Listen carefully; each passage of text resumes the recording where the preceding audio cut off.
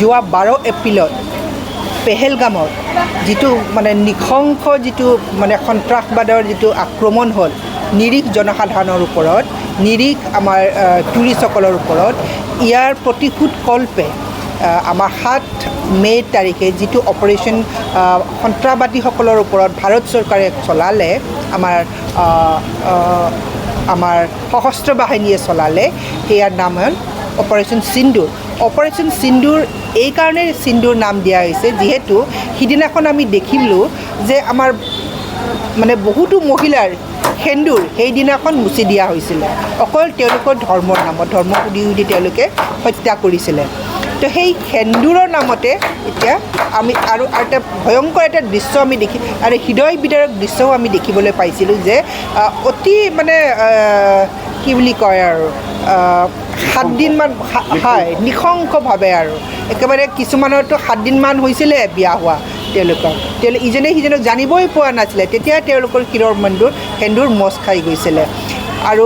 আৰু এনেকুৱা নৃশংস আছিলে, সন্ত্ৰাসবাদীসকলে কৈছিলে যেতিয়া এগৰাকী মহিলাই কৈছিলে আপোনালোকে মোৰ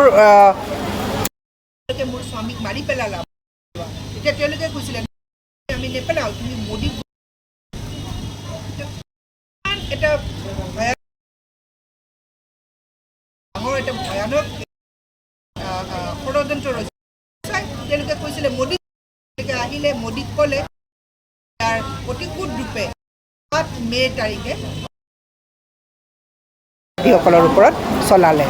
আৰু সেই আমাৰ এই অপাৰেশ্যন সেন্দুৰ আমাৰ অতি পৰিকল্পিতভাৱে ইমান নিখুঁতভাৱে কৰিলে যে তেওঁলোকে সন্ত্ৰাসবাদৰ গোটেই ঘাটিটোকে তেওঁলোকে ধ্বংস কৰি পেলালে। আৰু এই অপাৰেশ্যন সেন্দুৰৰ আৰু এটা মহত্ব হৈছে যে অপাৰেশ্যন সিন্দুৰৰ সময়ত আমাৰ ভাৰতবৰ্ষৰ যিটো মানে অস্ত্ৰ শস্ত্ৰ তৈয়াৰ হৈছিলে, যেনেকৈ ব্ৰহ্মাছ এইবিলাকো ইউটিলাইজ কৰা হৈছিলে। আৰু সেইটো এটা আত্মনিৰ্ভৰ ভাৰত বুলি আমি যিটো কথা কওঁ, সেই আত্মনিৰ্ভৰশীল ভাৰতৰ এটা সুন্দৰ নিদৰ্শন। তো আজি মানে ভাৰতীয় সৈন্য বাহিনীয়ে, আমাৰ সশস্ত্ৰ বাহিনীয়ে, তিনিওটা সশস্ত্ৰ বাহিনী মানে আৰ্ম ফ'ৰ্চেছ, নেভি আৰু এয়াৰফ'ৰ্চ তিনিওটাই মিলি তেওঁলোকে নিজৰ জীৱনৰ প্ৰতি অকণো মমতা নৰখাকৈ আমাৰ সন্ত্ৰাসবাদীসকলৰ ওপৰত জঁপিয়াই পৰিলে, তেওঁলোকে শ্বহীদ হ'ল। আৰু তেওঁলোকৰ এই আত্মবলিদানৰ আজি অভিনন্দন জনাবৰ কাৰণে, তেওঁলোকৰ আত্মবলিদানক যাতে সন্মান জনাবৰ কাৰণে আমি ইয়াত একেলগ হৈছোঁ। লগতে তেওঁলোকে যি বিজয় সাব্যস্ত কৰিলে সন্ত্ৰাসবাদীসকলৰ ওপৰত, তেওঁলোকক অভিনন্দনো জনাব আমি ইয়াত সমবেত হৈছোঁ। ধন্যবাদ। आज का ये जो कार्यक्रम है, ये स्वचेतन महिला समिति के द्वारा एक कार्यक्रम आयोजित किया गया है, जहाँ पर कोकराझार के जितने भी प्रमुख महिला संगठन हैं, सभी के सदस्य भी आज के इस कार्यक्रम में उपस्थित है। हमारे साथ यहाँ पर उपस्थित है हमारे स्वचेतन महिला समिति की प्रेसिडेंट श्रीमती बोनोविना ब्रह्मो मैम, और इधर हैं हमारे साथ में श्रीमती सरोज सिंह जी जो स्वचेतन महिला समिति की सेक्रेटरी है, और मैं प्रियंका नाहटा स्वचेतन महिला समिति की वाइस प्रेसिडेंट।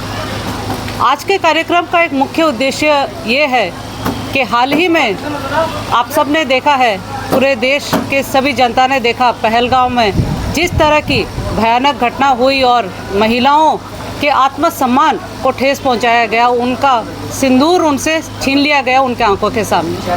और इसी के तहत हमारे भारत की गवर्नमेंट ने, भारत के आर्म्ड फोर्सेस ने ऑपरेशन सिंदूर के तहत महिलाओं का वो सम्मान जो खो गया था उसको वापस पुनः स्थापित किया है।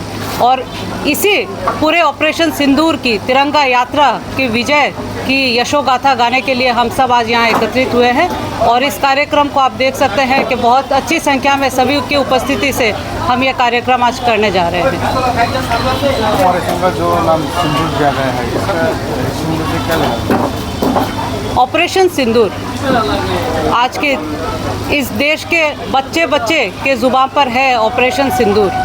जिस तरह से पहलगाम में एक दर्दनाक घटना के तहत बहुत सारी महिलाओं के, बहुत सारे बहनों की सिंदूर उनके आंखों के सामने, सिर्फ उनके धर्म को पूछते हुए उनके सामने उनके सिंदूर को छीन लिया गया, उसी का मैं बोल सकूं कि ये जवाबी हमला जो हमने अपने दुश्मनों पर किया, और सिर्फ ये हमला ही नहीं था, महिलाओं का जो आत्मसम्मान है, महिलाओं का जो सिंदूर है, उसे एक बार वापस से उनका पुनः स्थापित किया गया, उनके सम्मान को वापस उन तक पहुंचाया गया।